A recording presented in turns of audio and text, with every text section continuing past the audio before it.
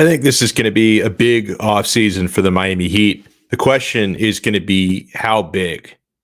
Real whales, harpoon season, or, decent size, not huge moves. We'll talk about it.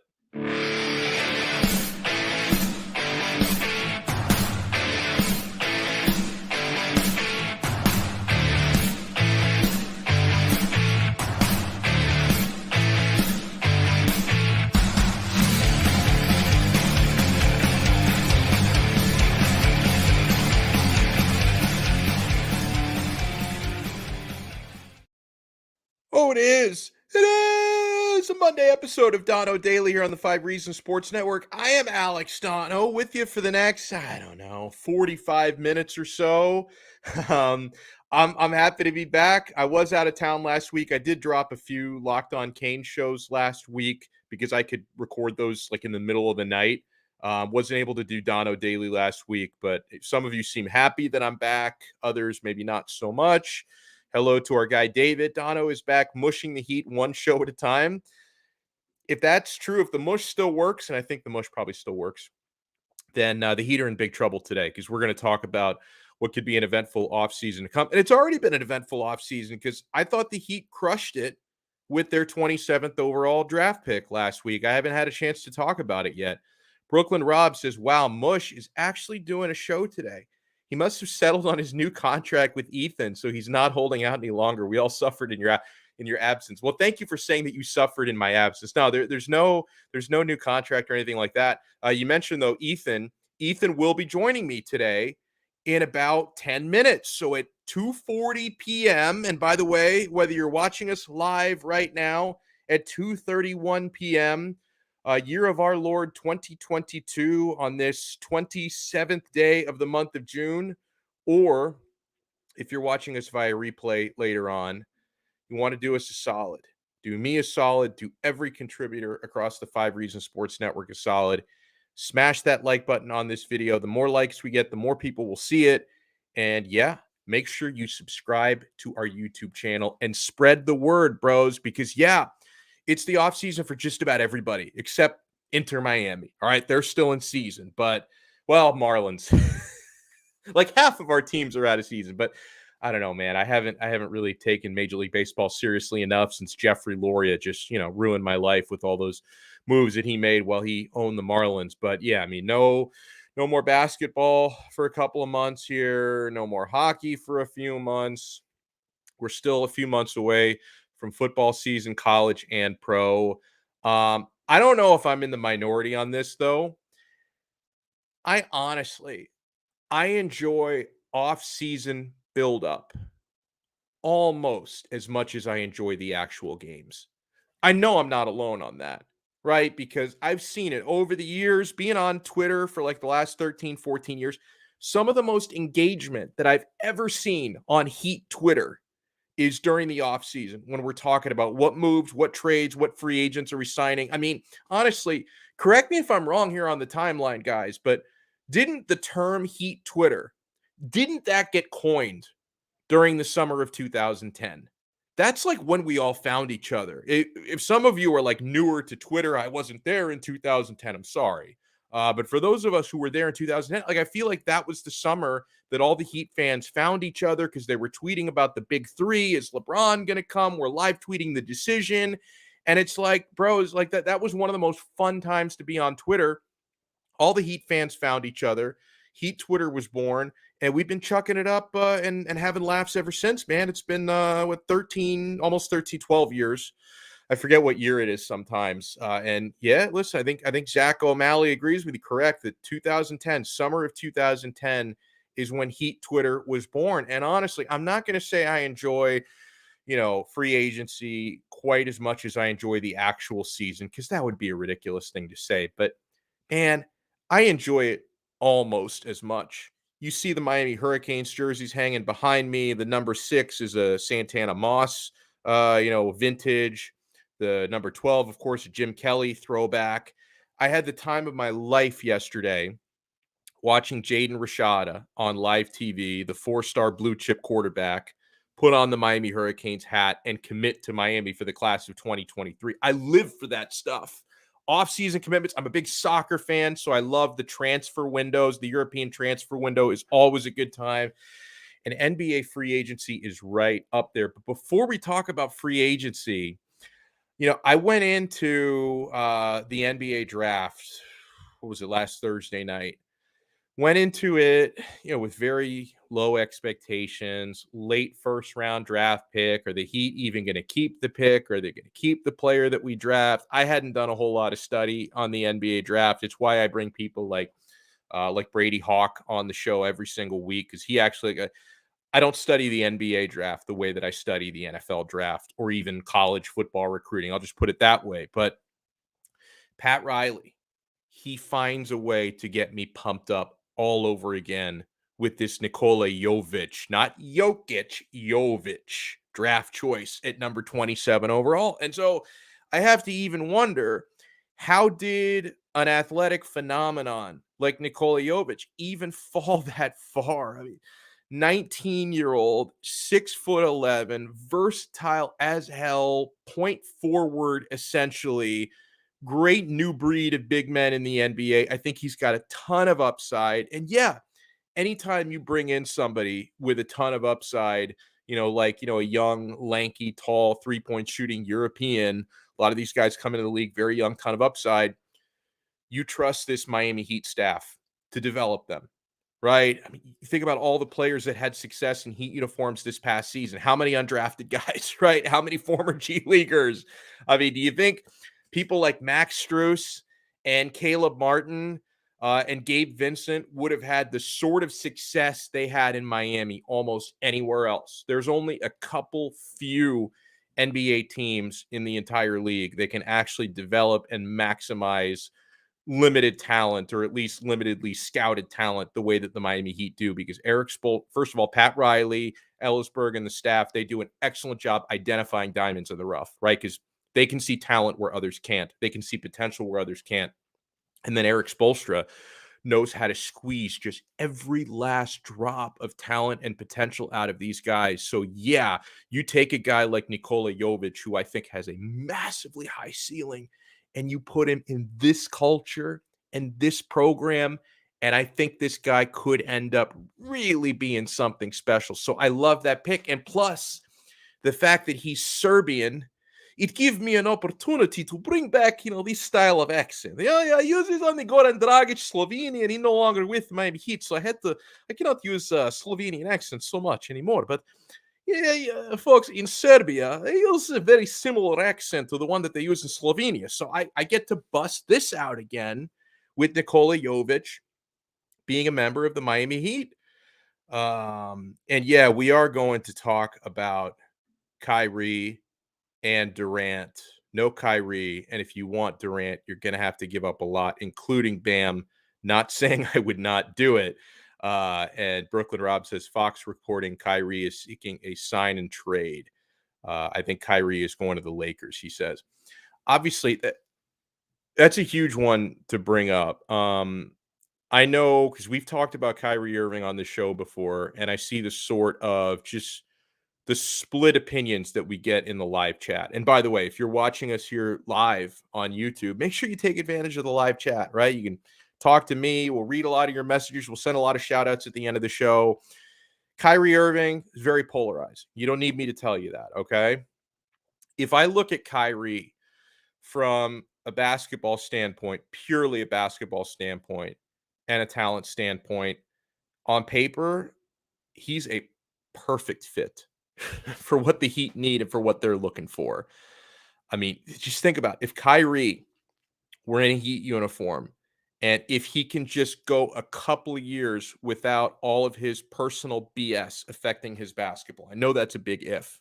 Just strictly from a basketball standpoint, I think he's the perfect complement, and he can take so much of that scoring load away from Jimmy Butler. And I really think that could be a dynamic roster fit for Miami, kind of is currently constructed. And don't we always talk about with Jimmy, you've got to maximize his window. I know if Jimmy were here right now, he would tell you guys, I can play at this level for another 5 or 6 years. A lot of people would say, well, maybe another 2 or 3 years, because you're almost in your mid-30s now. Regardless, the window is going to start closing. He's on the back nine, yet he's playing at a championship, finals MVP type of level. If he could just get back into the finals, right? And he needs another compliment. He needs somebody to take some of that scoring load. And I think Kyrie would be an absolutely dynamic fit. You can also talk about Kevin Durant, okay? The guy is personally, like mentally, he's sharp and soft, but that, hasn't stopped him from being an incredible basketball player over the years, a two-time finals MVP. But then the big question is, if you've got to give up Bam to get KD, and I'm pretty sure you would, a lot of people get upset about that. Now, again, I'm thinking, obviously, if you're talking about Bam, his window is another decade plus because he's so young. KD's is not. But I'm still talking about maximizing the here and now and maximizing Jimmy Butler's window. So it does give me something to think about. We got a lot of things to think about. And it's why we bring in the boss man. Ethan Skolnick is with us here on Dono Daily. Ethan, good afternoon to you, sir. How are you? I'm good. How are you, sir? I'm doing really well. So obviously the offseason, it starts heating up. Heat fans live for this. I guess let's pick up with what I was just talking about before you got in, because someone in the live chat, brought up Kevin Durant. There's going to be a lot of talk about KD and Kyrie, among others. But let's start with the disgruntled Nets guys. If you're talking about having to put together a blockbuster package to bring in a guy like KD, presumably including Bam Adebayo, is there a way you think the Heat could make that work that's worth your while? Or are you like some of the people in the chat that says, no, I'm not doing it? Well, it's not that I wouldn't do it. I don't think it's that cut and dry. What I said this morning on Starting Nine was that I think you have to kind of know what the plan around it is going to be or have an idea. And the reason I say that is I go back to, the Shaq build. And when the trade was made for Shaq and they traded, two of their core young pieces and another starter in Caron Butler and Lamar Odom, Pat Riley said at the time, this isn't going to be a one-off season thing. He said that, it's going to take us a little bit of time to put this thing together. And if you remember, he kind of patchworked it the first year. Damon Jones, he put Eddie at the 3. They didn't really have a great bench, but they kind of made it work. They made Udonis a full-time starter. And they got to the Eastern Conference Finals. They got to Game 7, and a lot of us believe if Dwayne hadn't gotten hurt in that series with ribcage muscle, they'd probably go to the finals. And I think they actually probably had a pretty good chance to win because that was not the best of the Spurs teams that came in on the other side of the bracket. Right. I mean, and Detroit took them to 7. Detroit took them to 7 in a series that very few people watched. Yes. I didn't. I think I watched like 1/4 of it. Yeah. So basically that was the first year, but then it was really the second year, again, after losing the Eastern Conference Finals at home on a Game 7, just like they did this time, that he made massive changes around his two best players.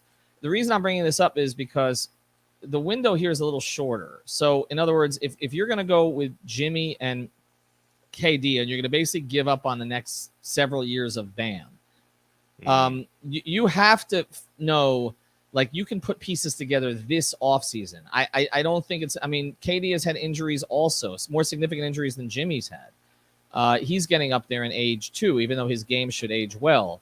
So if you don't know, okay, I can get another versatile big, and you're not going to get one like Bam, but if you can get, and I can get someone else to kind of take the pressure, shooters around them and all the rest of this, you have to know that you're going to get that. Remember, KD, Kyrie, and some of James Harden, although a lot of it was availability, I mean, they didn't, tear the world apart. So now we're talking about KD and Jimmy and what?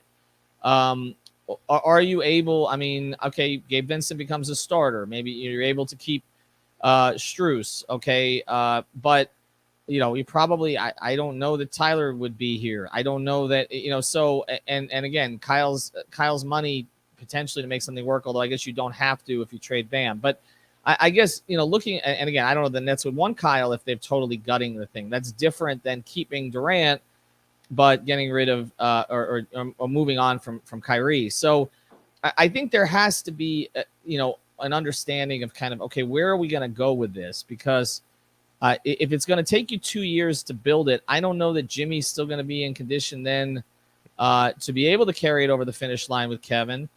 Right. And also, you know, I mean, there are just all those other factors involved. So I'm not like saying, no, you would never do it. But I think that there has to be complementary pieces in mind when you do it. Now, there are a lot of folks in our audience, and this is pretty polarizing like anything else involving Kyrie Irving, but a lot of folks in our audience would be completely against any idea of Kyrie. And like the way I look at it, if I just go strictly from a basketball fit, I think it could be dynamite. There's a lot of other stuff that comes with Kyrie. And Raphael points out, bro, Mickey came out saying anti-vax or like bad people or something. So like, do you think that would Mickey's thoughts on that, and obviously Kyrie being, you know, a vocal anti-vax guy in the past, could that have an effect on this? Well, Kyrie's also a Duke guy, so I don't know if that mitigates this at all. Cancels it out. You know, I think the vax thing at this point, I mean, look, he was able to play last year, even in New York. We know the state of Florida doesn't care. Right. I know what Mickey's thoughts are on it. I know what Mickey's political leanings are, even though he doesn't always give his money that way. But I just think I don't think that would be the deciding factor. I think it would have more to do with, do they feel like they can get him on board to play? Yeah, I agree. And to play nice with others, because that has been a problem consistently. And although, you know, the Heat have dealt with more kind of difficult entourages than probably any other organization than the Lakers, you consider LeBron's, which is not as difficult as people thought, but Shaq's, they didn't really want to deal with Kawhi's. You know, Kyrie is a one-man entourage. It's pretty much him and his father, but it's a lot, and I think that's more it than like any particular political stance. It's that, is this guy just going to decide at some point he doesn't want to play basketball? Like, that's. I mean, I don't think you're worried about him staying in shape. He tends to do that. I mean, he can literally, we saw it. He can sit out 3 months and drop 40. I mean, the skill level is so high, but I do think that there is concern, you know, about that. Okay. And it's, do you want to give up 10 years of Bam? And it kind of feels like, have you maximized this core or not? Now, would there be a way to do Kyrie without including Bam, or do you think that's a must? I think it would have to be, he's got pretty much no place else to go, or no place else he will. I've said repeatedly, like, the way this has to work for the Heat, excuse me, somebody has to say, I want to play there and nowhere else. I mean, it doesn't necessarily mean the team is going to trade you there, but certainly eliminates the leverage of some of the other teams, you know, who may not want to deal with a guy who doesn't want to be there, you know? So I think that's, to me, that's what's interesting about this is that, you know, somebody can make this a heck of a lot easier for Miami. Okay. Like, just like Jimmy did, but you know, so far no one has. Okay. So far it's, well, if Beal doesn't stay in Washington, it would be Miami. Donovan Mitchell loves Bam, okay, hanging out with Jimmy, but he hasn't asked out yet. Zach LaVine, there really hasn't been anything specific about that. You know, so it with all of these guys, I mean, there is a relationship with KD. They met with him in 2016, and he came away very impressed with Eric Spoelstra. I know that, but they didn't have the pieces. They didn't have players. I mean, there was nothing they could really offer him. I mean, you're going to go there or Golden State? Like, you know, it wasn't a hard decision. So. And actually that meeting with KD really pissed Dwayne off. Although actually what pissed Dwayne off more at the time was Hassan's money, but it was all of it. It was that they were dealing with everything else but him. And so there is a relationship there. There is respect there. He's a brilliant basketball player. I just, and obviously he would be a crowning jewel. You got LeBron, you got Shaq, now you got KD in addition to drafting Dwayne, and you got Jimmy. I mean, you know, what you know, the type of players that Pat's put in that building. But I don't think it's just about the type of players. I think it's Pat wants one more title. And I just think that, can KD deliver it? Yes, but they better, if they're going to trade Bam, they better be sure they're going to get pieces that help Jimmy and Kevin win. Now, they'll have a natural scorer, which they don't have now. Obviously, KD is the most natural scorer in the league. So you don't need that as much, but you still need shooting. You need some rebounding because you don't need Kevin to do that as much. You need some rim protection. And you need probably one more ball handler in there so that it doesn't all fall on Jimmy. Again, could Gabe Vincent be that ball handler? Perhaps. I mean, you know, or could John Wall at a buyout be that ball handler along with Gabe? Yes. Okay. So that there are options here and they can develop players, but you better be sure. Here's a good question from Alonzo Frisbee. And if that's your real last name, that's awesome. I think Even if it's not, that's pretty cool. He says, I think at this point oh, wait, this is not even oh, well, you know what? I just liked his name so much. This was not the message I meant to read, but I like it. He says, I think at this point in Pat's career, he's going to go full Senate for the best whale available. And actually, the one I want to pull, another great name, Donut Dan, says, what's the best fit scenario for Miami at the 4? Not named Harrison Barnes if PJ leaves. And I guess my also question to that would be, is PJ leaving? Because I see reports linking him to signing with the Sixers. So do you think PJ's done in Miami? Well, they don't think he's done. I'll tell you. I did speak to someone this morning. They still think they have a shot there. I would say the confidence level is not where it was before the opt-out. This really is ultimately probably going to come down to years, I think, and how far the Heat want to go there. If PJ wants the 3 years, it feels a little like the Jay Crowder. It's different, but it feels a little like the Jay Crowder situation. It does. Yeah. I will say a 4 that I would look at seriously is Marcus Morris. They've been in on him before. There is always been interest in him playing for Miami. So I would watch him. That's one of the names. I mean, there's others we've talked about that would be more maybe slide, Bam to the 4 types, maybe a Mo Bamba or somebody like that if you think you could develop him. But I don't. There's not the ready-made name. I mean, there's some guys who signed 1-year deals last year that they were in on. I can't remember if Jeff Green signed a 1-year deal or it was longer. But there are players they will check back in on that they have been in on before.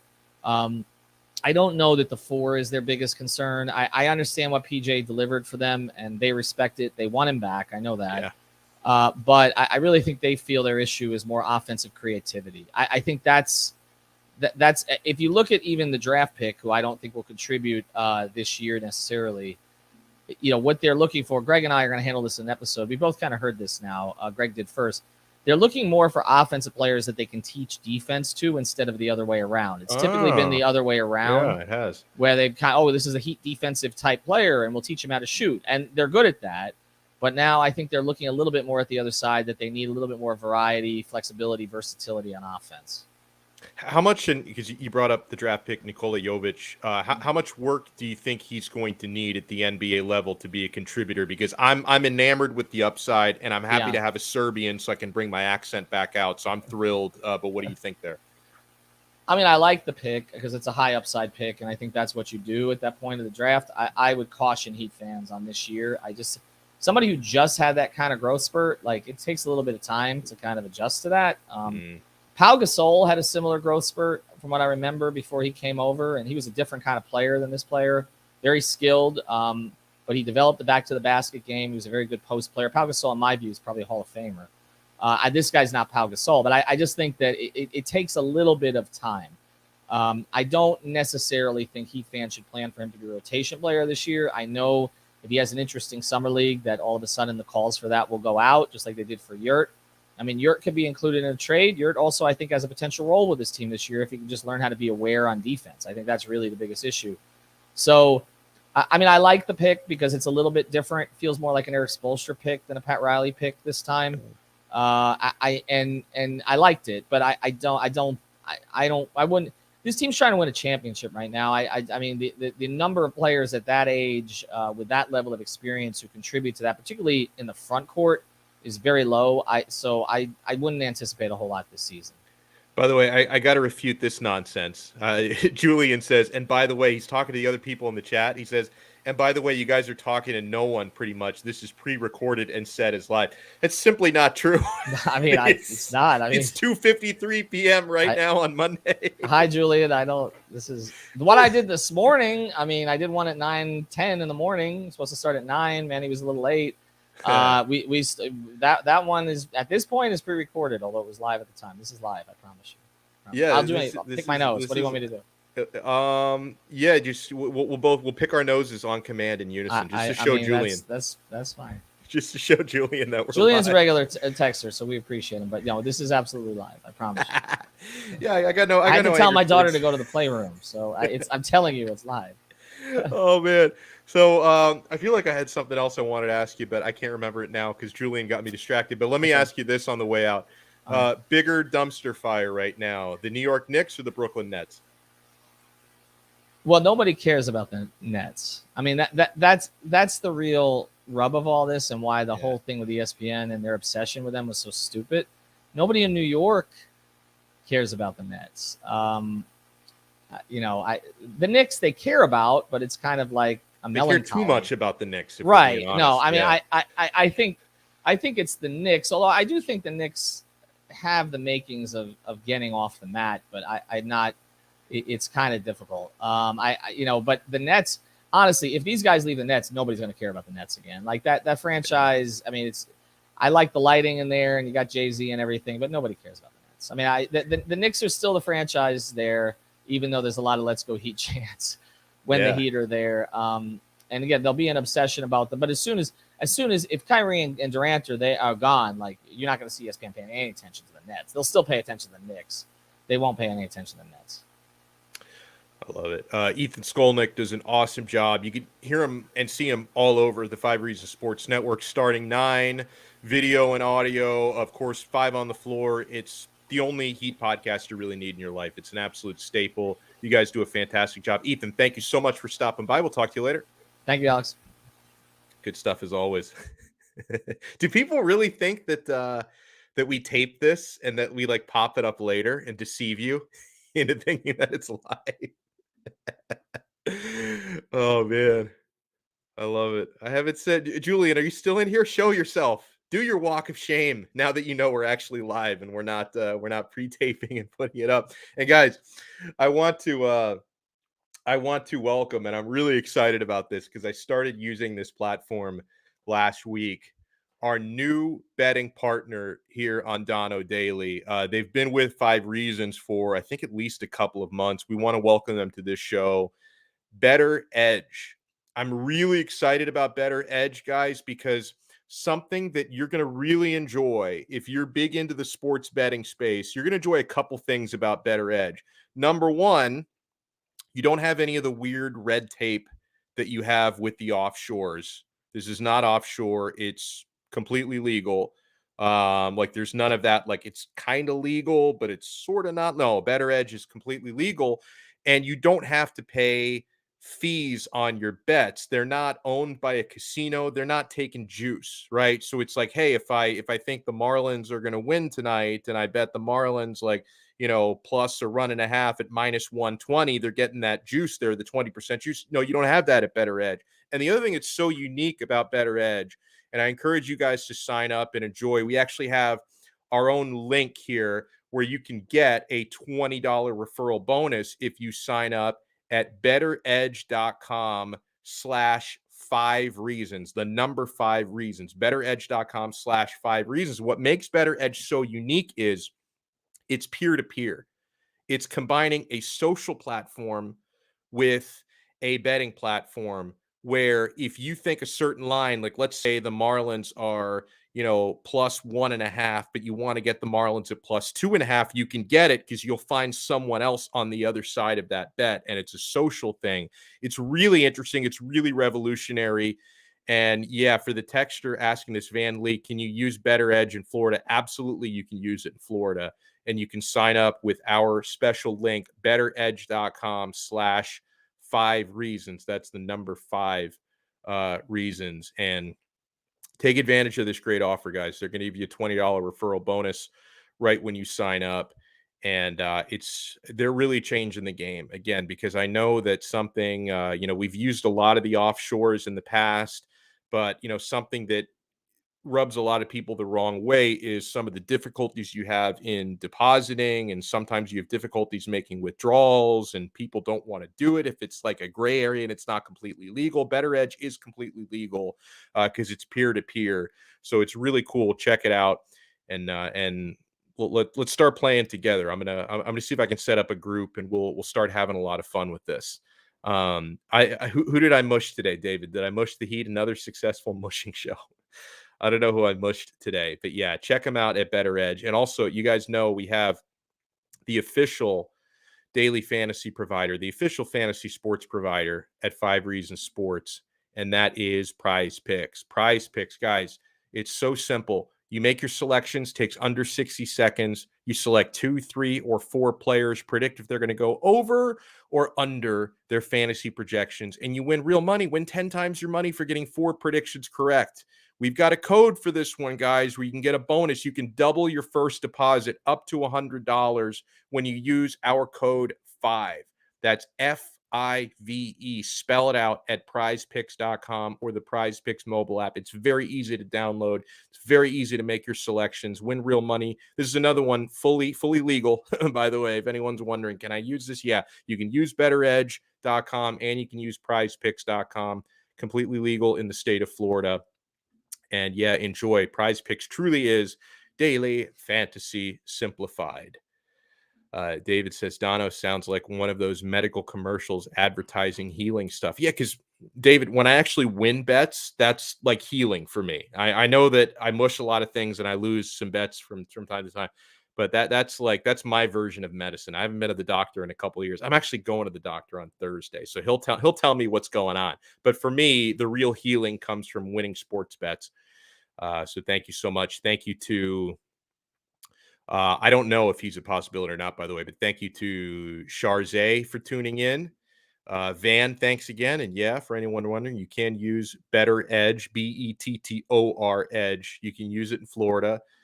Reem, thank you so much. Yeah, since Julian accused us of being pre-taped, he has not shown himself. Julian, come out of hiding. Donut Dan, thank you so much. Raphael, thank you so much. And yeah, we do still love you, Julian. Zachary, thank you so much for tuning in today. Pretty sure Dono literally gave a timestamp. If that was pre-recorded, I must be a psychic if I could give you a timestamp of that. And I recorded this hours ago. You know, it's funny because I make content all day, especially on a week like this, because I'm filling in for Tobin for most of the week. So I was on Tobin and Leroy this morning, had Locked On Canes this morning, talking Hurricanes football, and I'm still pumped about Jaden Rashada. I am over the moon about Jaden Rashada committing to Miami. So this is like my third show of the day. I do a lot of shows, radio, YouTube, podcasts, pre-recording stuff. It's more work than doing live. I don't know. There's something about doing a show live that's easier than pre-record. I can't really explain it. I think it's because when you're live, this is it. Whereas when you record it, you're like, no, I need to fix that and edit that and make it better. I can be a perfectionist, or at least I try to be. So I don't know. It's easier to do live shows than it is to pre-record shows. That may just be me, but that's always where I've been on that. Daniel, thank you so much. What's New York anyways? Yeah, I haven't. It's a place that claims to be better than everyone else. Hey, bro, yeah, I'm a New Yorker. We're better than you down there in Florida. We're better than How come all of you want to move here then? If you're so much better up there in New York, how come you all want to get the hell out of there and come down to Florida, huh? Can you answer that for me, you stupid New Yorkers? Reem, thank you so much. CP, thank you so much. CP 2021, I appreciate you. Thank you for saying that. And by the way, thanks to Ethan Skolnick for stopping by. He is fantastic. Let's see who else. Indade, thank you. Julian, thank you. By the way, you guys are talking to no one pretty much. This is pre-recorded and set as live.